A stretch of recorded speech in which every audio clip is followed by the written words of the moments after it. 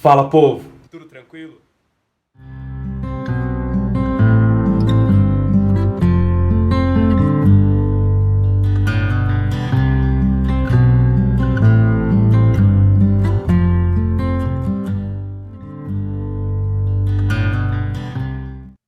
Amados, o tema hoje é: quem são os seus gigantes? O nosso texto base está em Números capítulo 13, versículos 30 a 33, e diz assim: Então Caleb fez calar o povo diante de Moisés e disse: Vamos subir agora a tomar posse da terra, porque somos perfeitamente capazes de fazer isso. Porém os homens que tinham ido com ele disseram: Não podemos atacar aquele povo, porque é mais forte do que nós. E diante dos filhos de Israel falaram mal da terra que haviam espiado, dizendo: A terra pela qual passamos para espiar é terra que devora os seus moradores, e todo o povo que vimos nela são homens de grande estatura. Também vimos ali gigantes, os filhos de Anak são descendentes de gigantes. E éramos aos nossos próprios olhos como gafanhotos, e assim também éramos aos olhos deles. Moisés, ele separa ali um representante de cada tribo para espiar a terra prometida. E então ele dá uma ordem: vá até a terra, verifiquem ali as entradas da cidade, verifiquem os moradores, que tipo de moradia eles residem ali, se eles moram em arraiais ou se são fortalezas. E ele pediu mais ainda: sejam corajosos e entrem na terra e me tragam frutos dessa terra. Então, o que eles fizeram? Por 40 dias os espias passaram ali olhando a terra e também trouxeram os frutos daquela terra, porque eles estavam no período ali de primícias e também da colheita da uva. E a Bíblia relata que eles trouxeram um cacho de uva tão grande que foi necessário 2 homens para carregá-lo. Então, na volta, eles se reúnem com Moisés e com o povo e começam a passar o relatório da missão. E realmente eles comprovam: a terra era fértil. Claro, se trata da terra que Deus havia prometido. Claro que Deus reserva o melhor para os seus filhos. Mas o desânimo do povo foi mais forte do que a promessa de Deus e os próprios sinais que o próprio Deus fazia no meio daquele povo.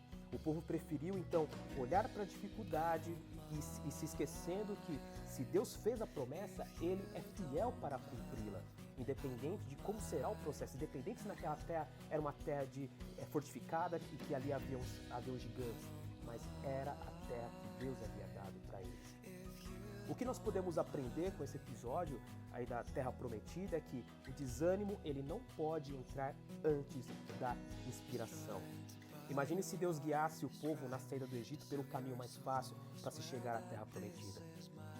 O povo precisava ser ensinado e, sendo assim, Deus os fez dar uma volta de 40 anos para que o povo vivesse sob a sua provisão e um padrão fosse criado, e para que hoje nós pudéssemos, através desse exemplo do povo no deserto, crer em um Deus que é justo, um Deus misericordioso e um Deus fiel.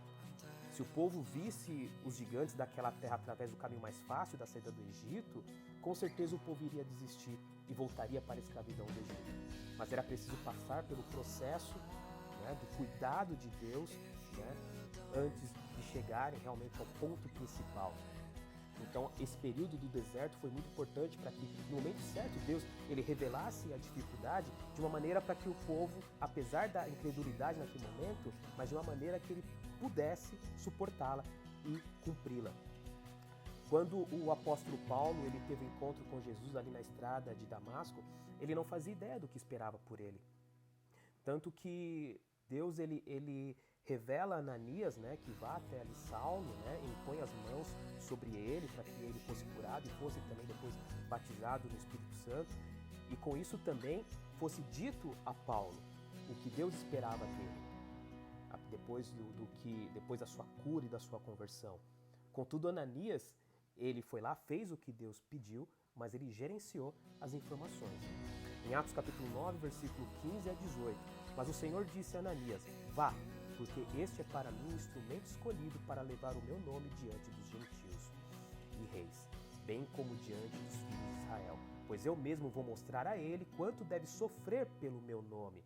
Então Ananias foi e, entrando na casa, impôs as mãos sobre Saulo, dizendo: Saulo, irmão, o Senhor Jesus, que apareceu a você no caminho para cá, me enviou para que você volte a ver e fique cheio do Espírito Santo. Imediatamente caíram dos olhos de Saulo umas coisas parecidas com escamas, e ele voltou a ver. A seguir, levantou-se e foi batizado.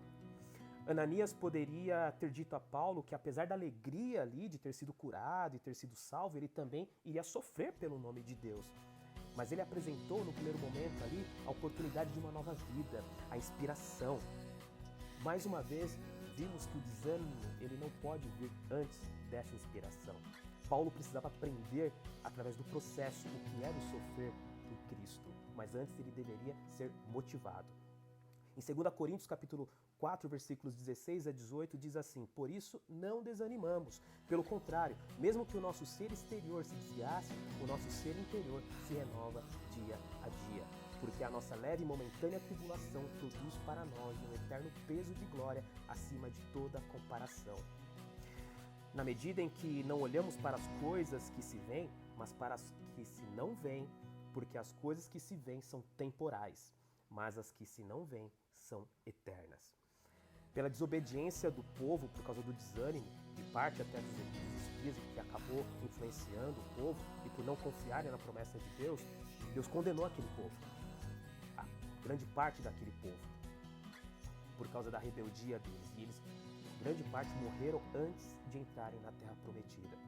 Salvo Josué e Caleb, que dos espias ali foram os únicos que não desanimaram perante o povo e acreditaram que Deus já havia entregue aquela terra em suas mãos. Mas como que eles acreditavam? Por que tamanha fé? Simplesmente porque o invisível se vê com os olhos da fé. Não olhe para as circunstâncias, olhe com os olhos da fé. Então, meus amados, pega a visão. O que se vê é temporal, mas pela fé é eterno. Quem são os gigantes da sua vida? O que te põe medo hoje? Davi depositou sua fé no Senhor para enfrentar o gigante. Aquele gigante, o Golias, que blasfemava contra os filhos de Deus, contra Israel, contra o povo de Deus. Os gigantes das aflições e as dificuldades de Jó não o fez desanimar. Apesar da sua mulher pedir para ele amaldiçoar a Deus e morrer, Jó, ele permaneceu firme, ele não olhou ali o gigante da dificuldade. Agora imagine se Jó, quem iria imaginar, como Jó iria imaginar a situação que ele iria viver, né? O que iria acontecer com ele por causa da sua fé. Ele estava ali conquistando riquezas, tinha uma família grande, uma família unida. Imagine se ele tivesse ali um trailer do que iria acontecer. Será que ele teria a mesma fé? Mas estes são os gigantes que não nos contam. Nós vamos conhecê-los através do processo.